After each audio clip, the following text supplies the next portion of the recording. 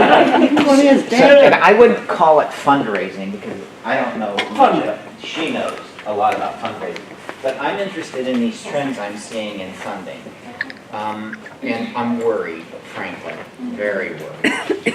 So I'm looking for advice from all of you of how we dig ourselves out of an ever-deepening hole. And it doesn't even have to do with the tax changes. So can anybody tell me how much money for nonprofit performing arts and museums in the United States come from self-sufficiency? How much money do we produce for ourselves, either through endowment income, earned income, or individual contributions to our organization, which we have to go out and get? What, a percentage or a dollar? A percentage of all of our dollars. How much? 65%. No, 15. It's exactly right. Who said 65? I said that.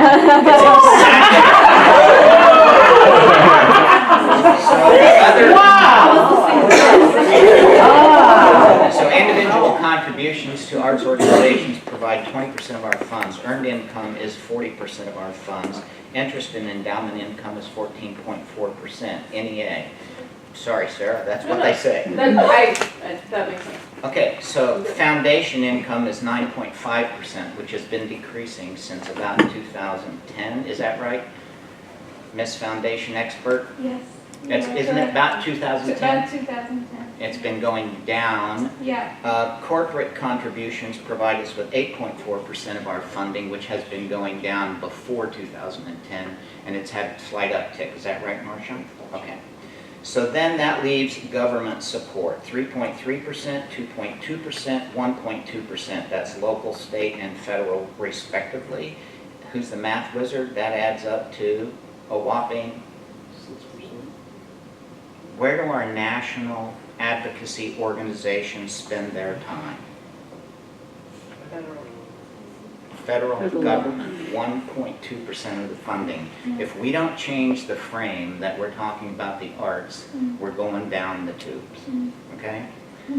Government does not provide us with that much money to support the arts, and that's what we talk about. We earn money through the arts. We provide jobs through the arts. That's not what's important, at least in my mind. What's important is how do we change the world? So Tony's organization, you know, that's what he does. The Millennials are going to be the next biggest 20% of our money, and what do they care about? Social issues and measurable change. They want to see something happen. So how do we reach them? Foundations. So the foundations, Karen, my expert, will tell you that the foundation market is decreasing its support of the arts, and it's going towards social issues. And all of the new billionaire funds are all social issue oriented. There are no arts dollars generally in those unless we do what? Partner with social Yeah, issues. collaboration is the next big word. So we have to figure out collaboration.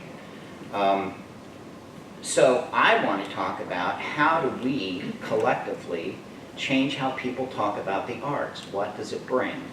I think we have the perfect opportunity now to say that we create empathy, or at least allow people to express empathy and to feel empathy for others, because through the arts you can look into someone's soul.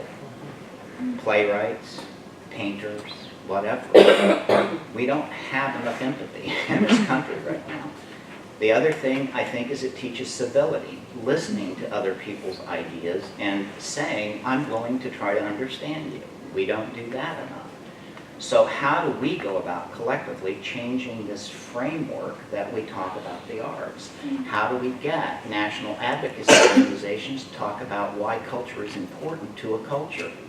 How do we make people understand that without the arts, we aren't much? We're angry people screaming at each other over money. So that's my question to you. And I'm happy to entertain any ideas that you have, but I think it's time for us to start thinking about the way we express ourselves. After board members, am I wrong? Do we not spend all of our time on 1.2% of the funding for the arts? It's all we do. All of our research is going towards that. All of that money that they raise goes towards that. Sad. It's Kevin very was sad. pushing an I idea. bet you that the SPCA can raise more money. I mean, really, you know? Yes. And it's sad. We're more concerned about dogs than we are the arts. And I love dogs, you know, but it's not right. This is our country. This is our culture. And we're an embarrassment sometimes. We truly are, that we won't put more into it. So I'm seriously asking, what do we do? Any ideas? What do we do? Kevin's got an idea. Kevin's got an idea. Well, I think we, you know, I think I was thinking about something that Bob Lynch said the other night, of making big leaps. And I think that sometimes we haven't asked for enough. And that you know, there's this idea, part of this is inspired by this idea of, I don't know if you've heard Vision Zero, for zero pedestrian fatalities. And this idea that it may be something you would never reach, but you're always building towards it. And so I thought, you know, how simple would our message be if we just said 1% of the arts, 1% for culture and the arts.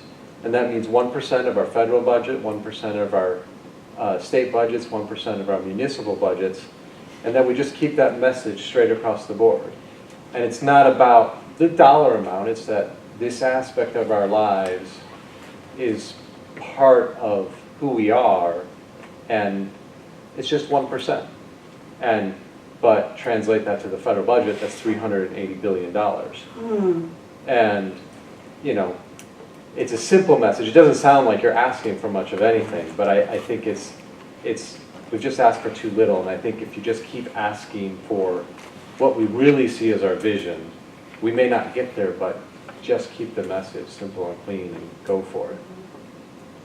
Okay, so then my counter argument to you is then, why do people care if we don't tell them why the arts are important? Only that we need 1% to support something, where in this country many people think that because of the widening gap, I mean, this one really worries me. This one keeps me up at night, and I sleep like a log usually, but I'm really worried about this gap in wealth in this country.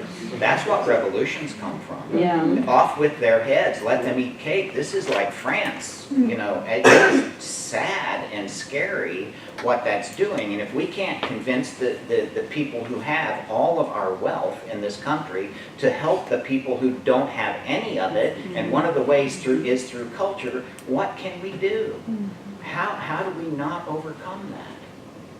I'm really pessimistic today. We might as well face this. And I think that arts can help bridge that gap. I think that is something that people, by engaging in the arts, and you know, and I have always been arts with a little a and not arts with a big A. If somebody wants to make a pot and it's not really attractive to anyone else, at least they've invested their creative energy in it. And we want to encourage that, because that's what makes people important. That it's theirs, it's something they did, it's something they created. How do we get that message across that that's good for all of us? If all of us are creative, this is the way I look at the arts, it is the source of creativity. So if we're all creative, then we can attack together these huge social problems that we have. So let's foster creativity through the arts and translate that to social issues. Then I can think of a way to fix that. Yeah, Rochelle's got an answer for me. Right. just some thoughts based on recent readings for my topic tomorrow. I love it.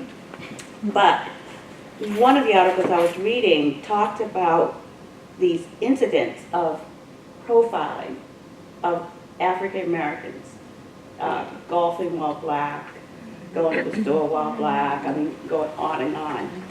And one of the theories explored was why white Americans are responding to seeing black folks in white spaces.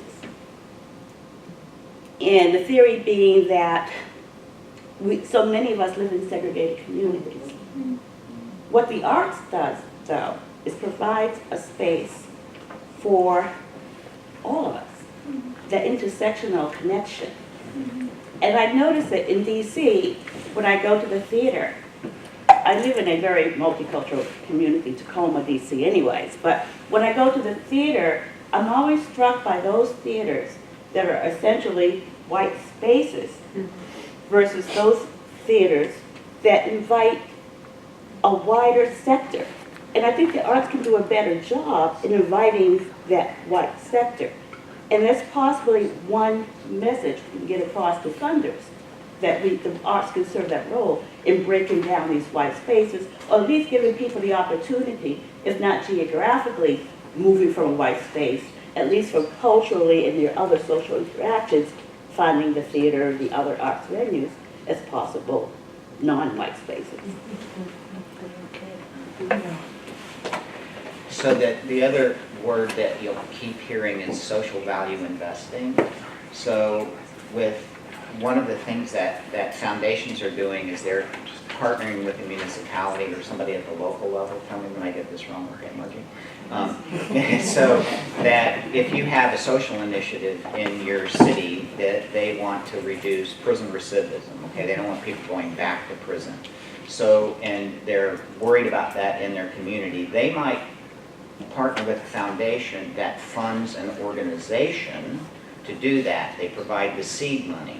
And then there are measurements, outcomes on the other end for the social service agency or the arts agency that says that we've reduced recidivism rates by X%. Then the municipal government will fund that and pay the foundation back.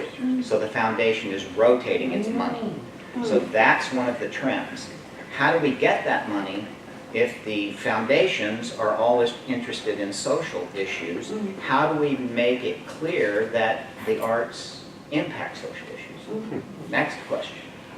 When you were talking, I kept thinking about what the impact that I saw the arts having when we were healing from 9/11.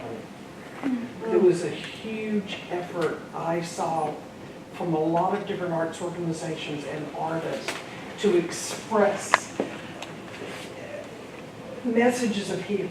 I'm just looking at Kevin. He's gonna write us a paper about that. But go ahead. And I'm just thinking if we could remember, if we could tap into that. Honestly, if we could offer a service such as empathy, bringing greater empathy to the country right now, that would be of huge benefit to this country. Okay, and so my question goes back then, how do we convince those who are spending money promoting the arts that that's what we should promote as opposed to arts create jobs? I think people understand that message, and it's only good for congressional people so that they can say, well, I can vote for the arts because it produces jobs. And, you know, I don't care about that anymore. It's 1.2% of the funding. How do we convince the rest of the people who are buying tickets to our performances that provide 40% of our income, those that are giving us 20% of our money, that it's a better idea to even give us more, to make us bigger and make us stronger? I think it's a big A, little a. And this is maybe naive on my part, but it seems like the 1%ers are attracted to the big A. And part of that attractiveness is the bringing in of, or making more, and I put it in quotes, inclusive choices, right? So we're going to bring in a community that doesn't experience art to experience art. That's why I'm giving this organization X amount of dollars. Once they experience, there's a gap. What do? There's nothing, there's no public school funding for it, right? So they've had this wonderful experience from the big A, but there's no little A for them to then move on to. Yeah. And working with millennials, it's the little A that is important. That's important to them. And so I don't have the magic answer, but darn. But it's what I think needs to happen is the connecting of, there needs to be a medium-sized A, right? Whoa. And I think it falls on, I know, I'm going to push this as far as I can, the A. Yes, keep doing it. But I do, but on something, I think it has to, the big A has to play a part in that and encourage the trickling down of it, and we need to bridge that gap. So in Juniper's school, my 4-year-old granddaughter Juniper, when you have a mind-expanding and good problem-solving idea, you give that brain a kiss. Give that brain a kiss. Mario. Well, you know, I guess I have two thoughts. One, I think that's the importance of this particular program, is because one of the things that makes us unique is our commitment to working at the community level, on the little a becoming a medium A and the big A becoming also a medium A. I mean, I think that's where all of us have our special role to play in the ecosystem of the United States right now. And I think we're different from a lot of other arts management programs that tend to work on the presentation of the big A a lot. So I think that's unique. I also think, I guess that's why I'm personally obsessed with this whole community arts history thing, because to do that, to recognize that we're trying to shift the way people think in this culture, which is really what we're talking about here. It's a matter of great courage to do this. And so I feel like if we can claim intellectual ancestors like W.E.B. Du Bois, like Hallie Flanagan Davis, like Luis Valdez, who have all been our ancestors here, that we can recognize that we're armed with great courage to do the thing that needs to be done. And it's, to me, it's no less than that. It's something huge. We're taking on the culture of the United States, and it's got to be done, and here we are. Not to put any pressure on us or anything, but I think that's true. I think Cheney got her hand up first. We were talking about jobs earlier. Is that something that the corporate brain can understand? Jobs, this is what people need, we're going to give them to them. Just some language that we can maybe consider when we're going back to our agencies to think about is communication and efficiency. When you tell someone this is going to make your organization more efficient and better, they're like, yes, let's do it. But then what that means from our perspective as an agency, as an organization, we can think about how can we create that cultural exchange? How can we create that understanding? And that's a big push with technology. If you're using those words about telecommunications and efficiency and the communication and exchange and ideas, where we're getting from the abstract to keep it towards in line with what they're thinking about. And I think that's some of the language to consider. Give an example of one of my organizations I'm on the board of is Young Audiences, but we call it locally Arts for Learning. And we have these training programs where we're going to these corporate agencies and we're just having conversations about communication and then stemming it from arts from a broader perspective to teach them. If you want to talk to your marketing director, if you want to talk to your CEO, we're going to put you in a room, we're going to show you how to do that, then create a plan of how this can do a trickle-down effect with your employees. But we mask it as, this is efficient, this is going to make your organization better with communication and technology. And I think that could be maybe a tactic. A lot of these smaller organizations and indie, they are creating like little kits, little toolkits. We can come in and we can leave this with you and give this to you to make your organization better from like a cultural arts perspective. So it's going in, developing training programs, providing kits. We'll have a speaker come in, we'll have a little luncheon, do a little pitch, but it all is based on just conversation. So I think that face-to-face is something that's important too. Kate. Yeah, I'm thinking of research and data, and I think that because most of us here come from some kind of arts background or experience, whether it's the big A or the little a, that we take it for granted, that it's intuitive to us, of the empathy, the impact, the healing, all of that. And we have to challenge ourselves to find ways to report on that and translate it to people who aren't the intuitive knowers of that information. And I think in the age that we are in right now, that we have a really unique opportunity with all of the neuroscience that's happening.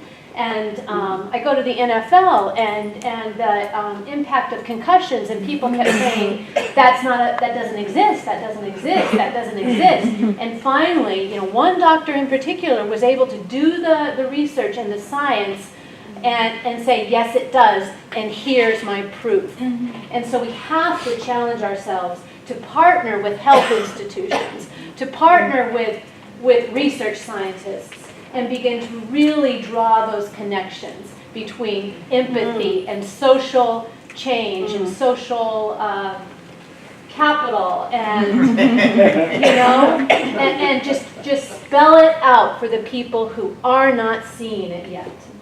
So. Libby, Chu. To follow up on Kate about sciences, I'm sorry, took somebody's turn. Go, please. Maybe shoot. Sarah did that. Is the one lesson I learned when I was running and designing a national institute for education leaders is that we have to have in the room who are not artists, the unusual suspect. And the first day of that particular institute, there were 6 states represented. We have legislators as well as a steel mill worker, for example, which is a fabulous people you don't expect to see that. The first thing I learned when we talked about art and creativity, a scientist put his hand up, and he said, "You don't own creativity." Mm-hmm. Exactly. And ever since, so what Kate is saying is not just that we learn the collaboration, we have to learn each other's language. We don't own that language. And unfortunately, our slogan, very much our advocacy is about creativity. We don't own it. So I really urge all of us to rethink our slogans.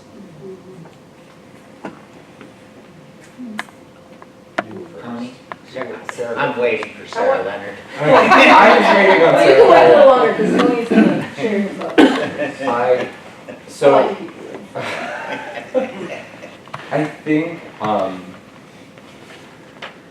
I think what we need to do, sort of to tag on to what Lydia is saying, I think it's important to look at our mission statements as arts administrators, and I think it's important to then look at our programming and to see how what we're bringing into our organizations then reaches the community in a way of advocacy and in a way of social justice, and how it works within your community to be a change maker through the arts. And I believe, what I've seen myself is that the work that you're doing in your organization that can do that, then your funders and the bigger funders, they see what you're doing. So I think it's really a matter of re-examining what we're putting out there as arts organizations and the work that we're doing, and how to use that work as some sort of tool for our community and to bring forward the issues in our communities and locally and globally, and and then you have the work. It's in what you're doing, so it's in your reports and your annual reports, and then you have your measurable results, which I don't know that I really always believe in, but then it's there. And you have your stories of change, and I believe nothing heals more than the arts, and nothing allows people more to turn their pain into power than through the arts, and to open people's minds. And I think if organizations are doing more with their programming and what they're doing, and the subjects that they bring into their organization, that's how more people are going to get to see what we're doing. And I think that includes education departments, not just the plays or the installations that you're doing, but what is your education department doing, and how are you reaching out into the community to bring people in and using technology, which I'll talk more about on Saturday morning, to be an entry point for people and then find a way to actually bring them in. Sarah Leonard. I have a lot of thoughts that I'm going to try to make sense of. Yes, and for my improv enthusiasts. One of the things I hear as I travel is I'm going to start my own nonprofit. Wrong. Well, no, you don't need to, but the point is a nonprofit arts organization is not for you. We exist to serve the community. Yep. We exist to accomplish something. And so if you are starting a nonprofit organization, and we have a whole lot of these that started because I want a place to do my thing, you will not keep up because you're just focused on yourself. I do believe it comes back to mission. I also believe it comes back to relationships, and that's because I'm kind of a professional relationship builder. That's what I do. But what I ask folks over and over again is who, where, and why do they care? Why do people already care about what you are doing? We can try to change hearts and minds. We know the arts do blah, blah, blah, blah, blah. And we tend to think that if you just came, you'd understand too. Which is super pejorative, really snobby. And it makes me come back to our problem is us. We think that if people just came, then they would understand. So we've already separated ourselves from the audiences we're trying to attract. We've already separated ourselves from our peers and other organizations and our communities. Particularly in, though I have issues with this, the capital A arts organizations, we tend to separate quality from purpose as well. So we have to get over some of our own biases, and when we, at least for me, if you're kind of raised in arts education, if you've had that privilege, that separation is taught, right? And so we have to unlearn it, and we have to begin to see more inclusively that quality and purpose are not at odds with each other. In fact, maybe when they come together is when the best things happen. Okay, so I've been sitting over here stewing, Greg. Okay, good. So those are my not very well organized thoughts. I think we need to put get over some of our own biases and get over this fear that if our key purpose is not world-class art, Ramona's favorite phrase, then we're not giving up quality and we're not making ourselves obsolete in our communities. Art can be the tool, and that can still be at the core of what we're doing.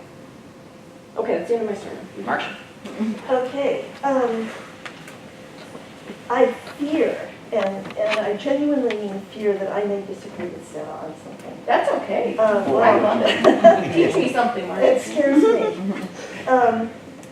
Back in 2008, I noticed that arts organizations, producing arts organizations, were beginning to change their focus and try to become human service organizations in order to get contributed income from institutional funders, largely, but also from individuals, because it was the beginning of the recession and everybody was afraid of what was happening to people. I don't think that should be our mandate. I think we need to be aware of when we're changing our mission to fit the funding environment. Sarah said, we know the arts do this and this. We're arts lovers. We know they do this and this. I'm not sure that we do know what the arts do. I know that we know how we respond to the arts, but I don't know that we've ever taken it apart and tried to understand and to articulate to somebody else what the arts have done for us. I worked in my one job, my one big job that didn't have anything to do for the arts.